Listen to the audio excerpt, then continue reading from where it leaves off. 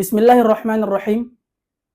Banyak pengalaman kami meruqyah di Kota Makassar ataupun di daerah-daerah lainnya. Nah, ternyata masih banyak masyarakat yang menyimpan atau memajang wafak.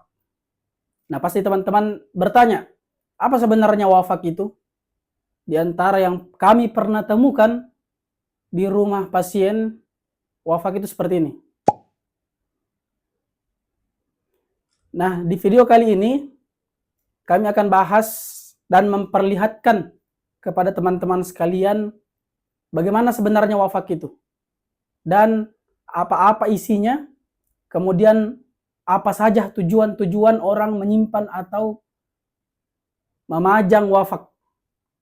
Mari kita lihat, saya akan perlihatkan kitabnya. Ayo, kita pergi ke perpustakaan pribadi kami. Nah, teman-teman, di sini kita coba cari tentang kitab-kitab yang berhubungan dan membahas terkhusus wafak. Saya punya satu koleksi kitab yang isinya itu membahas full tentang pembuatan wafak, kemudian apa isinya, bagaimana cara membuatnya, kemudian apa mantra-mantranya. Kitabnya itu ini.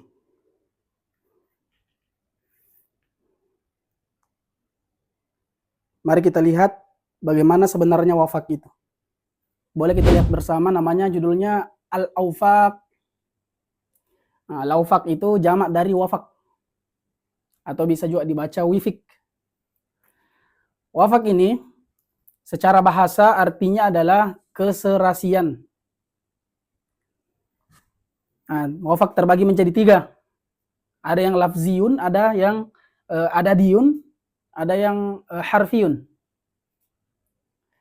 Sebelum kami memperlihatkan, saya perlu beritahukan kepada teman-teman sekalian bahwa karena banyak polemik tentang ilmu ini, barangkali ada yang melihat tayangan ini dari kalangan santir dan tidak terima, kita perlu objektif.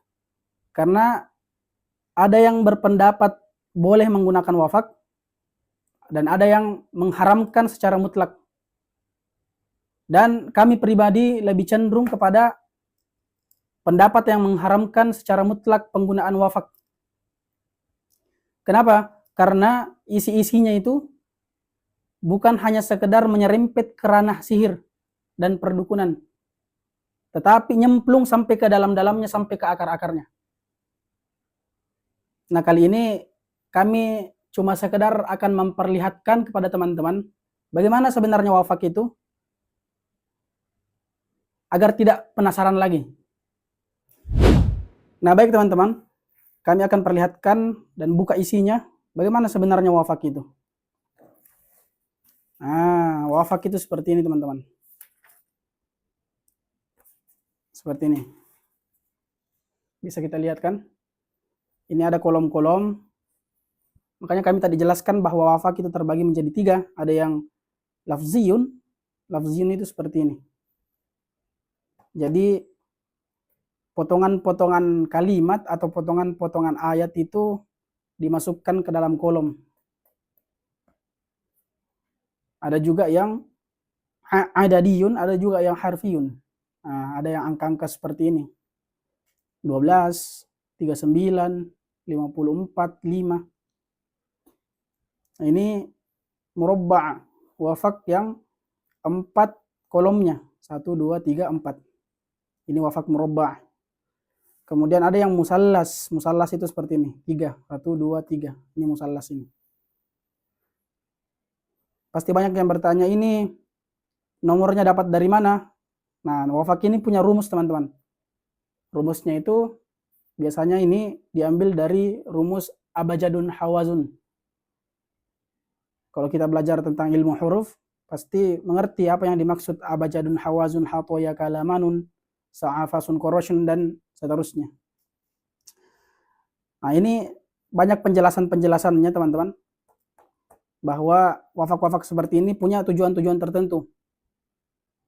Biasanya untuk melindungi rumah, untuk melancarkan usaha, untuk menjahati seseorang, dan lain sebagainya. Dan tentunya dalam Islam tidak dibolehkan penggunaan-penggunaan seperti itu. Nah, di sini juga ada simbol-simbol seperti ini, teman-teman.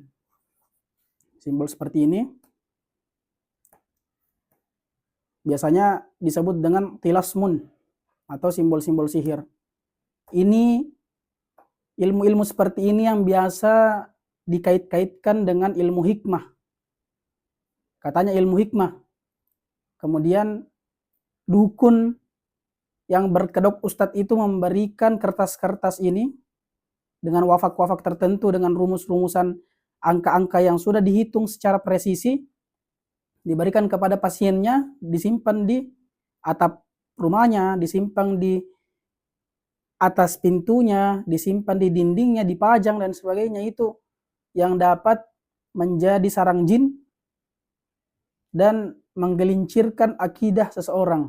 Karena apabila dia memberitahukan bahwa hal itu yang dapat menjaganya, hal itu yang dapat membuatnya kaya, hal itu yang dapat melindunginya dari mara bahaya, ini sudah masuk ke ranah tauhid dan akidah, teman-teman. Nah, ini wafak-wafak itu seperti ini.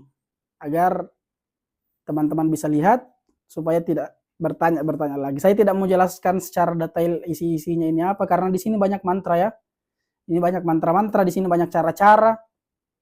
Nah, di sini sangat-sangat tidak disarankan untuk orang awam membaca. Takutnya nanti dipraktikkan. Nah, ini ada seperti ini, teman-teman.